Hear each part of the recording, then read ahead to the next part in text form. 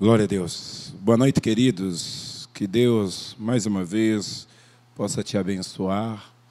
Eu creio que a bênção de Deus já está sobre você, sobre a tua casa. E quero mais uma vez agradecer a Deus por essa oportunidade, também ao pastor João e aqui os irmãos da Igreja Presbiteriana.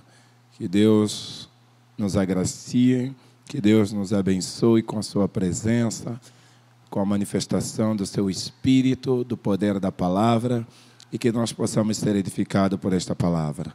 Então, gostaria de fazer uma oração antes de nós darmos o início do Ministério da Palavra, agradecendo a Deus e pedindo que Ele nos dê a graça de falarmos desta palavra com sabedoria, ousadia e intrepidez. Pai, nós te agradecemos por esta oportunidade, te agradecemos, Senhor amado, por este momento, te agradecemos, acima de tudo, pelo Teu Espírito, que tem nos conduzido com sabedoria, com graça, com discernimento, inteligência, e que, Senhor amado, esta palavra possa ser ministrada, Senhor, no nosso coração, ó Deus, no coração da Tua igreja, com todo o poder. Aquilo que eu me ver incapacitado de ministrar, o Senhor possa ministrar, porque o Espírito Santo, Tu fazes infinitamente mais, além do que pedimos, pensamos ou imaginamos. Fale conosco, ministra aqueles que nos ouvem, que nos vê.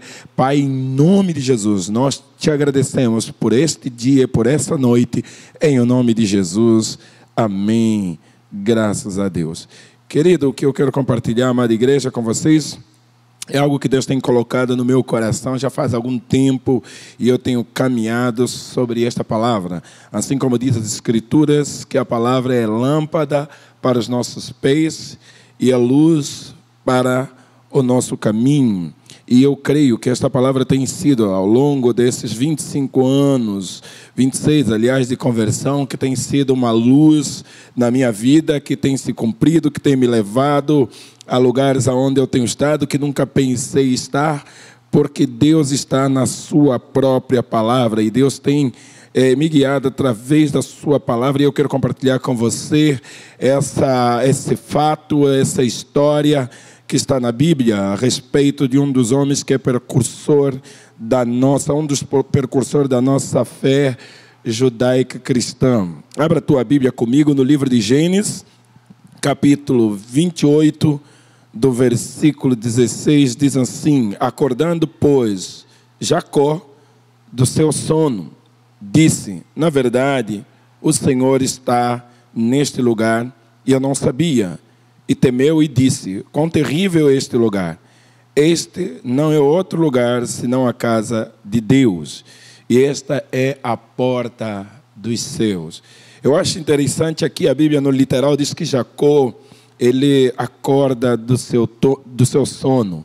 Jacó passou algum tempo, algumas horas dormindo, e eu quero falar de uma forma figurada, que muitas das vezes nós precisamos acordar.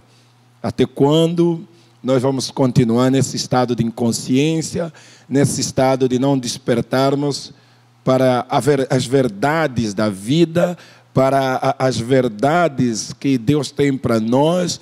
Muitas das vezes nós vivemos durante muito tempo uma situação de fracasso, uma situação de fraqueza, uma situação de tristeza, porque nós precisamos acordar. E como Deus é especialista em nos trazer verdade, nos levar para um mundo verdadeiro, para aquilo que é real, verdades que estavam ou que estão longe do nosso alcance, Deus permite algumas circunstâncias, algumas situações que se tornam um marco na nossa vida, na nossa história. E o mais interessante é a vida de Jacó, nesse exato momento, teve um marco, algo que marcou, que vai definir entre o antes deste sono, dele acordar deste sono, e o depois dele ter acordado, depois dele ter despertado. A Bíblia nos mostra que a vida de Jacó, o que era Jacó antes dele ter despertado. A Bíblia deixa bem claro em alguns capítulos, no capítulo 25 de Gênesis, diz que nasceu como segundo filho, querendo ser primeiro. Você pode ver lá em Gênesis capítulo 25, versículo 26. Jacó nasceu como segundo, agarrado no calcanhar de seu irmão Esaú. Jacó, no ventre, diz que os gêmeos, brigavam muito. Sua mãe tinha dores, e na hora do parto perceberam exatamente quem participou daquele parto, que Jacó saiu agarrado ao calcanhar do seu irmão, nascendo já tentando disputar, brigar, competir. Tornou-se homem simples, um homem pacato. Depois, quando jovem, era alguém simples, mais pacato, que ficava mais em casa. Ali, já a Bíblia diz que seu irmão Esaú era caçador, perito em caça, aventureiro, alguém que gostava de desafios da própria natureza, competição de caça. Mas Jacó era um homem simples, pacato.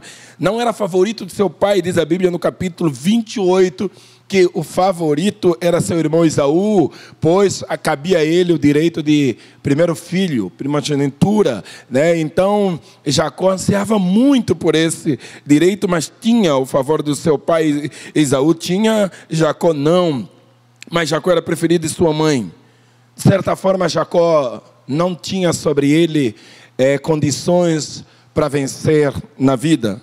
Mas tudo começou quando houve uma crise de relacionamento entre ele e o seu irmão. Seu irmão quisera matá-lo, porque ele usurpou, né, o direito do primeiro filho de seu irmão. Vocês conhecem a história. Seu pai abençoou porque ele se disfarçou sendo Esaú, seu irmão mais velho, e no entanto não era. Sua mãe e eles planejaram, e o irmão, quando ficou sabendo, queria matá-lo. Isso gerou uma crise de relacionamento, uma crise em que o irmão queria matá-lo. Então, aconselhado pelos seus pais, ele se propõe a uma fuga à casa de seu tio Labão. Só para nós lembrarmos, no capítulo 27, do versículo 41 a 44, diz assim: daquele momento em diante, Esaú passou a odiar Jacó porque seu pai o havia abençoado. Começou a tramar: em breve meu pai morrerá, então matarei o meu irmão Jacó. Quando Rebeca soube das intenções de Esaú, mandou chamar Jacó e lhe disse: ouça, Esaú se consola com planos para matar você.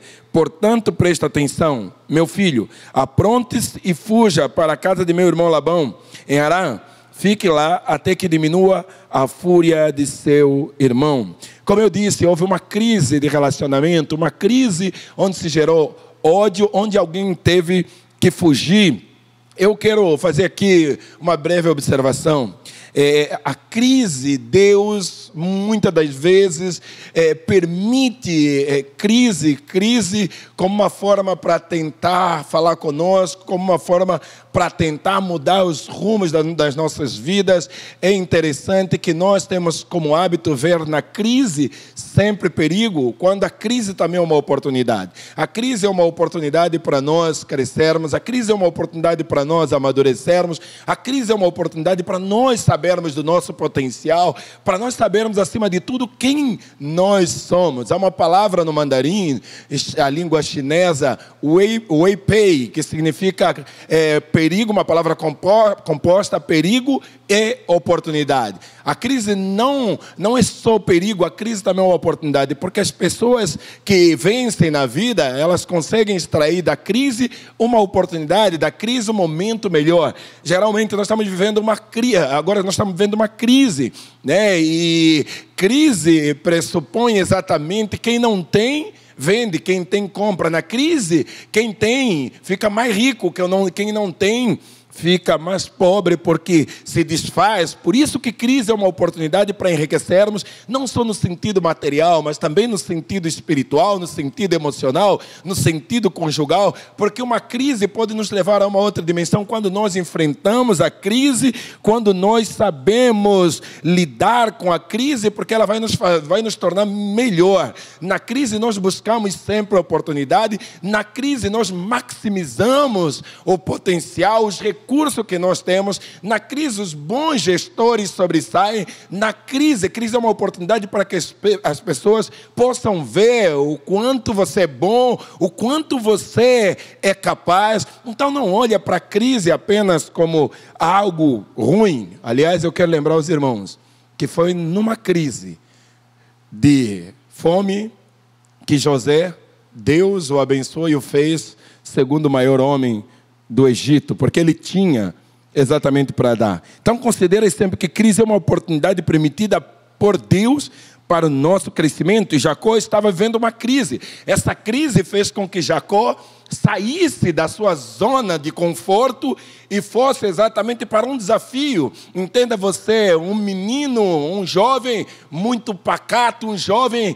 simples, um jovem que ficava em casa, um jovem que tinha ali o conforto, o amparo da mãe, de repente se vê numa crise de relacionamento com seu irmão, onde existe um ódio e não se encontra uma outra solução a não ser que ele saia de casa, faça uma viagem, vai para um resguardo ali nas terras de seu tio, quando de certa forma essa crise promovida e até permitida por Deus para tirá-lo da sua zona de conforto.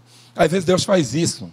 Ele quer que a tua vida tenha um marco entre antes e depois, e Deus permite uma crise para te tirar da zona de conforto e te levar em direção ao teu destino. Há um destino seu, você nasceu com um propósito, Deus tem visto o seu coração, mas é interessante você entender que nada foge do controle de Deus, até porque a Bíblia diz no livro de Romanos 8, 28, que todas as coisas, quando a Bíblia diz todas as coisas, é absolutamente todas as coisas cooperam para o bem daqueles que amam a Deus, daqueles que são chamados segundo o seu propósito. Você crê que você ama a Deus? Eu sei que você ama a Deus. Você crê que Deus tem um propósito? Então o que está acontecendo hoje, o que está acontecendo na tua vida, o que vai acontecer que você não saiba, você não sabe, certamente existe um propósito. Deus está por detrás, Deus tem o controle de tudo para te levar exatamente no teu propósito. Lembre que o povo estava sendo levado para o cativeiro. No livro de Jeremias, capítulo 29,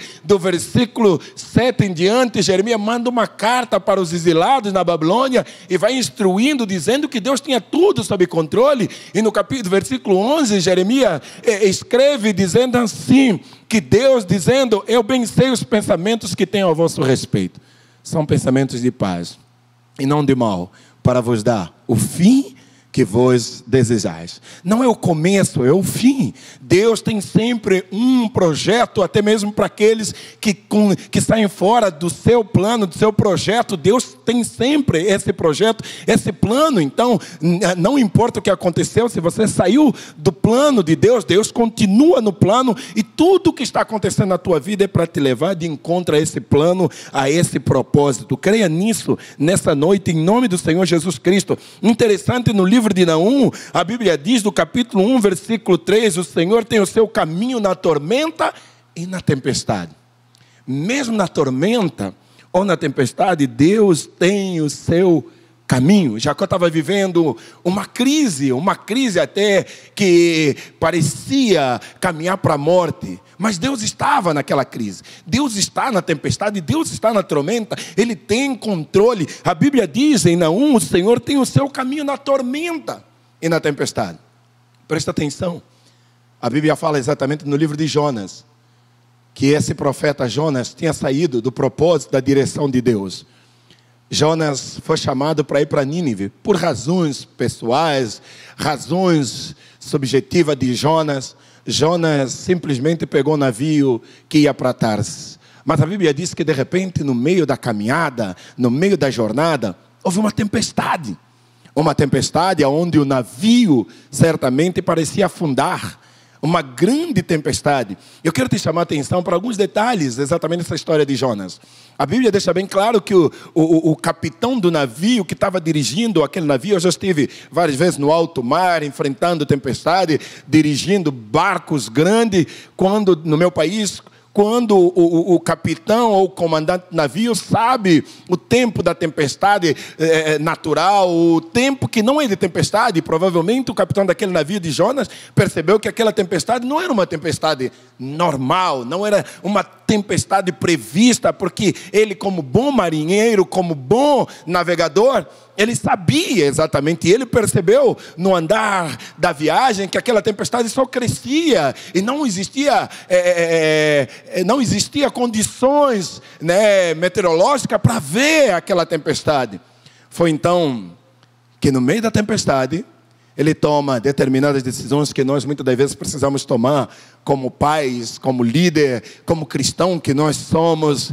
Muitas das vezes deixar o comando do barco, entregar exatamente para alguém. Eu fico pensando, às vezes um pai para ir resgatar seu filho, para ir despertar seu filho, às vezes nós queremos ter controle de toda a situação. Deixa eu te falar uma coisa, nesta noite, em nome de Jesus Cristo, o homem é viciado a comandar, o homem é viciado a ter controle, e quando nós perdemos, às vezes, o controle das nossas vidas, como nos dias de hoje, né, os governos perderam o controle, mas eu quero te dizer que existe um Deus que tem domínio, que é supremo, que tem controle de toda a situação. Presta atenção, aquele comandante deixa o controle, deixa o leme, provavelmente com adjunto, e ele desce até ao convés. E quando ele desce ao convés do navio, lá onde fica, encontra os marinheiros jogando a carga, o trigo para a água, para tentar salvar o barco. Mas ele tem uma observação, ele procura alguém, e ele diz: espera, está faltando alguém aqui. Às vezes você, como pai, precisa exatamente descer para ganhar teu filho. Às vezes você, como esposo, precisa descer na crise para ganhar tua esposa.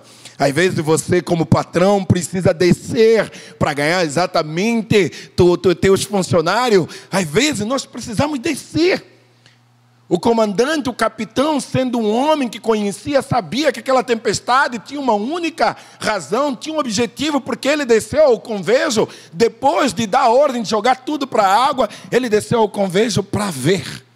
E quando ele viu os marinheiros, todo mundo desesperado, ele simplesmente observou que estava faltando alguém.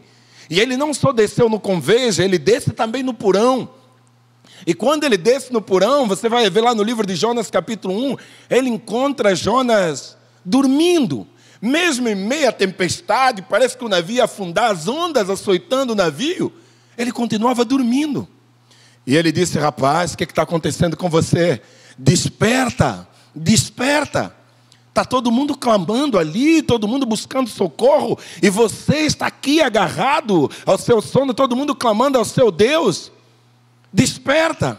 E ele faz 4 perguntas que mudam a história de Jonas. Traz de volta, Jonas. De onde vens? Para onde vais? De que povo tu és? E qual é a tua ocupação? Eu gostaria que você aí na tua casa, que você respondesse exatamente, para você despertar essas 4 perguntas. De onde vens e para onde vais? Nós sabemos que somos peregrinos, sabemos que estamos aqui nessa terra. Muitos dizem aquele adágio popular: somos apenas viajantes, estamos de passagem neste mundo, sim. Mas de onde nós saímos? Qual é a nossa origem? Quem foi que nos criou? Será que somos obra do acaso? Não. Existe muito mais. De onde você veio? Para onde você está indo? Você tem um destino. Você tem uma chegada, você teve uma partida, agora você tem uma chegada. De que povo tu és? Você pertence a alguém? O ser humano precisa do senso de pertencimento. Você não pertence exatamente à natureza, você pertence a alguém. Você não é obra do Big Bang, você não é obra do acaso. Você foi criado, você foi gerado com um propósito. Para que você existe? Qual é a tua ocupação? Qual é o teu papel? Qual é o objetivo de você estar aqui nesta terra? Será que você nasceu para comer, beber e morrer? Não, isso é muito mais. Qual é a tua ocupação? E de que povo tu és? Se você conseguir responder essas perguntas, eu tenho certeza que você vai sair do estado de sono, da inconsciência. E a partir de então, de agora, dessa noite, dessa ministração, eu tenho certeza que a tua vida haverá um antes e um depois.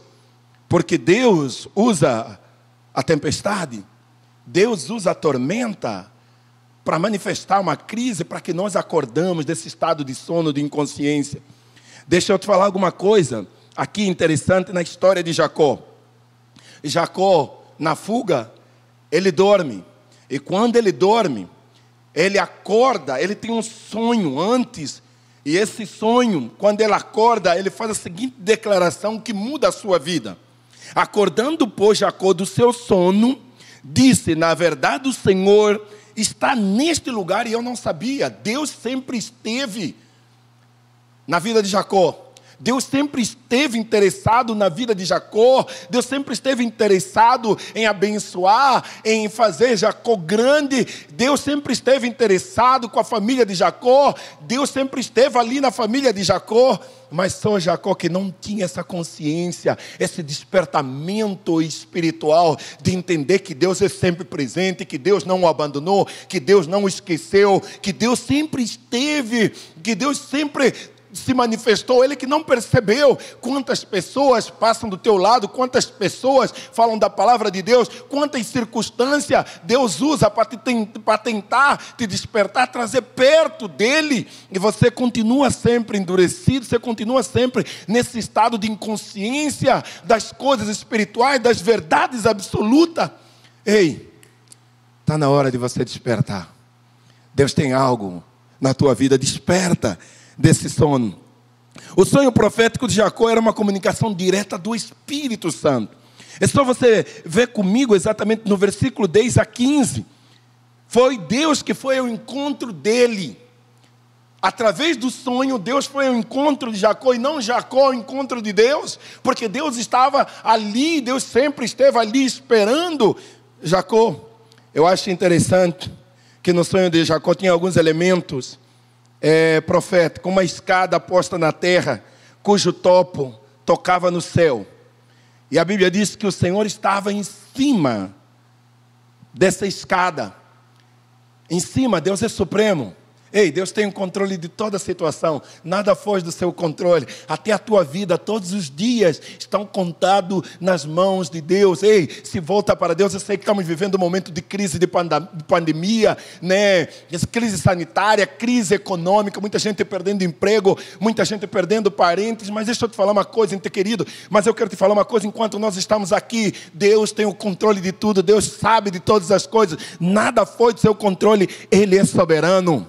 Amém? Não importa o que está acontecendo, Deus tem o controle de tudo e Ele é soberano. Deus estava em cima na escada, os anjos subiam e desciam, havia ali uma manifestação dos céus na terra, os anjos subindo e descendo. Quarto, teve ali a palavra de Deus dizendo para Jacó naquele sonho: eu sou o Senhor Deus de Abraão, eis que eu estou contigo, te guardarei por onde queres que fores, pois não te deixarei.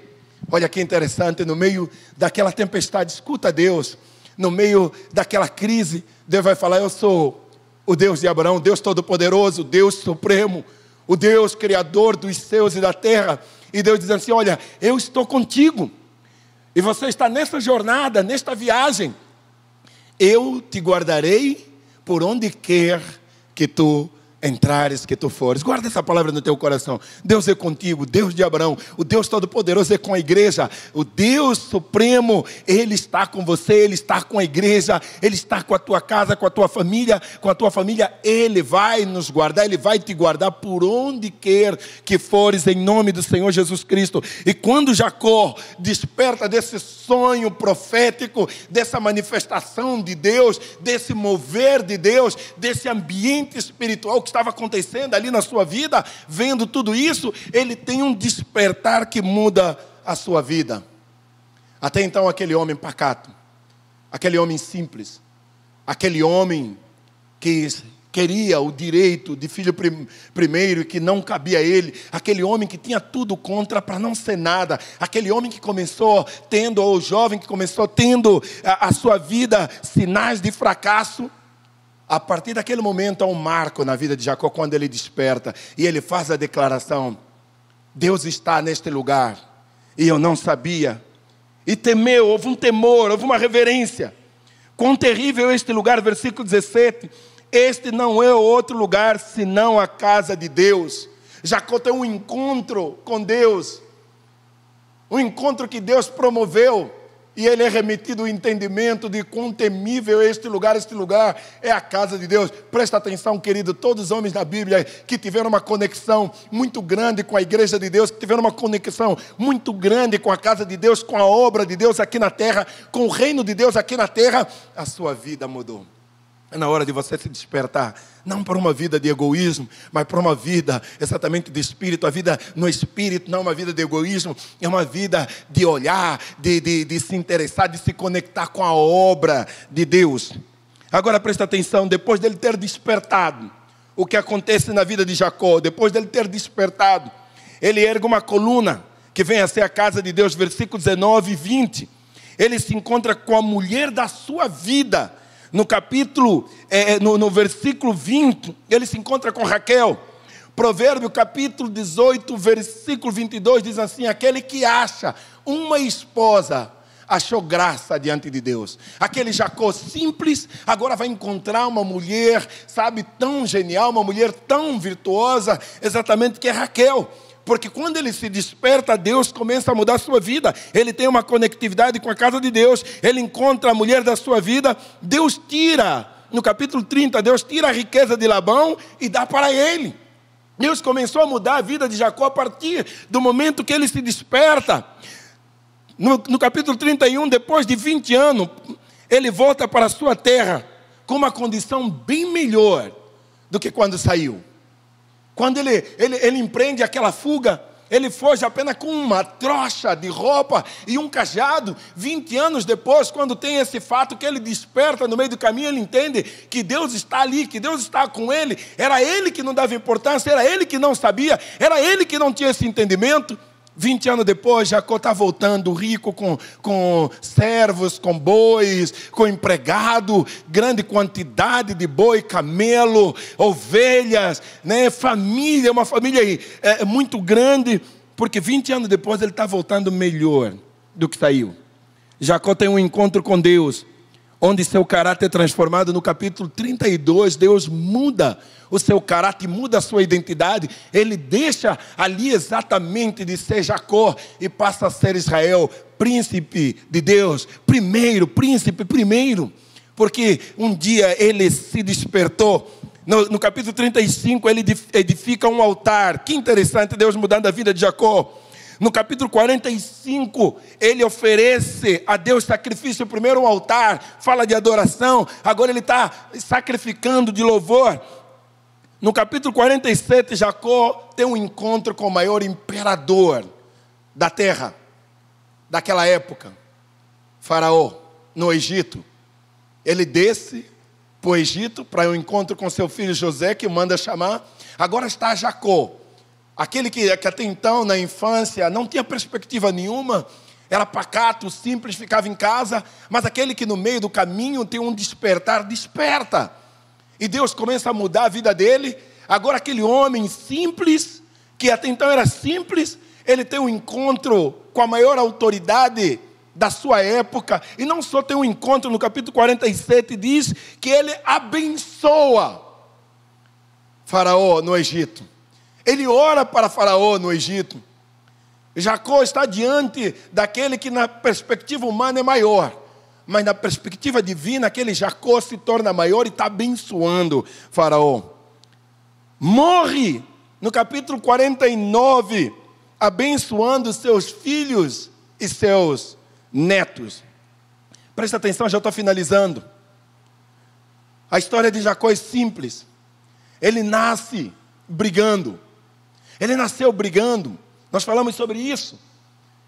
Mas a Bíblia diz que no meio da caminhada acontece uma crise porque ele engana seu irmão. Ele nasce brigando, começa a sua vida enganando, mas tem um encontro com Deus. Ele desperta de um sono.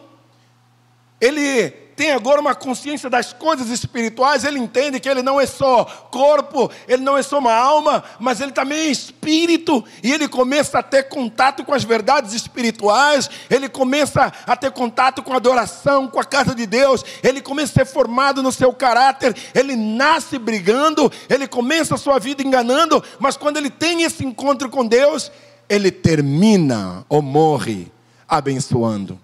É assim que Deus faz com a vida dos homens. E eu termino essa ministração nessa noite dizendo Efésios capítulo 5, versículo 14, que diz: pelo que diz, desperta, ó tu que dormes, Levanta-te dentre os mortos e Cristo te iluminará. Desperta. Talvez essa crise Deus está permitindo na tua vida, na minha vida. Deus está permitindo, eu creio, essa crise para despertar a igreja, despertar os homens. Que não é só, vivemos esse tempo todo ganhando dinheiro em busca de dinheiro, de fama, de aumento material, mas existe muito mais do que a matéria, existe verdades eternas, existe o mundo espiritual, existe o reino de Deus, existe a eternidade, existe a salvação. Deus quer salvar você, Deus quer salvar a tua casa, Deus quer ir além contigo, e Ele permitiu toda essa situação, esse cenário que o mundo está vivendo, para nos dizer, como Paulo escreveu aos Efésios: desperta, ó tu que dormes, levanta-te dentre os mortos, levanta-te desse teu sono, levanta-te dessa cama, e Cristo te iluminará. Cristo, a palavra, o verbo que se fez carne, a palavra viva de Deus, essa palavra é exatamente a nossa luz para esse tempo, para andarmos sobre esse tempo. E Deus tem, eu tenho dito nesses dias, Deus tem compromisso com a sua palavra, e Ele vai exatamente abençoar a tua vida, Ele vai te levar para uma dimensão. Está na hora de você acordar, está na hora de você sair desse estado de inconsciência, está na hora de você levantar os olhos e olhar para o céu. Há um Deus que está no céu, há um Deus que se manifesta na terra, há os mensageiros de Deus aqui, que querem abençoar a tua vida. Esta palavra é para abençoar a tua vida, esta palavra é para te despertar, tirar do teu sono, e dizer: desperta-te, é hora de Deus na tua vida, é hora de você manifestar a glória de Deus, em nome de Jesus. Não é hora de você estar chorando. Jacó rompeu exatamente com um condicionamento de fraqueza para uma vida de sucesso. Sou o ser humano, escuta, sou homem, tem a condição, porque ele tem a consciência de romper, se desfazer de uma trajetória de fracasso para uma vida de sucesso. Os animais não têm, porque são condicionados. Mas os homens, o humano tem, porque o homem não é corpo e alma tão somente. O homem é espírito, alma e corpo. Há um mundo espiritual, há uma consciência espiritual. Você e eu só vamos vencer essas barreiras, essas limitações de saúde financeira, essas limitações indo para aquilo que é espiritual, porque o que é espiritual é superior a todas as coisas, porque existe um Deus, o Deus de Abraão, é o mesmo Deus da igreja, e o Deus de Abraão, o Deus da igreja, através do nosso Senhor Jesus Cristo, disse que as portas do inferno não prevalecerão diante da minha igreja. O inferno pode se levantar, mas certamente vai cair, porque existe o nosso Deus. Então está na hora da igreja se despertar, está na hora de você se despertar, acordar desse sono e entender que é para esse tempo que Deus te levantou, é para esse tempo que Deus te trouxe para esse mundo, para que você, no nome dEle, faça a proeza, em nome de Jesus. Muitos estão se acovardando, se escondendo, mas é a hora da igreja se levantar. Desperta, porque Cristo te iluminará, a glória de Deus vai resplandecer sobre você. Que Deus te abençoe, que Deus te guarde. Guarda essa palavra no teu coração. Eu quero orar antes de terminar, pedir que a luz de Deus entre na tua casa e que Ele te desperta desse sono e você entenda que você é muito mais do que você pensa, porque Deus te fez a imagem e semelhança dEle, para você romper com a história de fracasso e entrar exatamente numa vida de vitória, de bênção, em nome de Jesus. Pai, nós te pedimos nesta noite que o Senhor ilumine o coração dos teus filhos, desperta esse homem, esta mulher, traga de volta, Senhor amado, para o propósito, traga de volta para a sua casa esse homem que está afastado, esta mulher que está afastado, traga, Senhor amado, revela o propósito, a identidade desta pessoa, meu Deus, em nome de Jesus Cristo. Esse homem que não te conhece, que nessa noite possa entregar a sua vida ao Senhor, que nessa noite possa derramar o seu coração, entender, Senhor amado, que ele não é obra do acaso, foi o Senhor que o gerou, foi o Senhor que o trouxe para esse mundo, a fim, Senhor amado, dele te conhecer, experimentar aquilo que o Senhor tem para ele, a razão, o objetivo, o propósito, a missão da sua vida. Eu declaro bênção sobre bênção, eu declaro cura, o Senhor curando esse homem de tristeza, da depressão, da angústia, em nome de Jesus Cristo, do pânico, meu Deus, de todo e qualquer mal, em nome de Jesus, dessa doença incurável. Eu declaro a cura, o Senhor trazendo de volta esse homem que está no leito, esta mulher, resgatando esse jovem das drogas, trazendo esse jovem, Pai Santo, para o propósito do Senhor. Eu declaro a tua bênção e a tua vitória. Recebe essa palavra em nome de Jesus Cristo. Que o Senhor te abençoe e te guarde. Muito obrigado. Guarda essa palavra no teu coração. Deus é com você em nome de Jesus. Amém.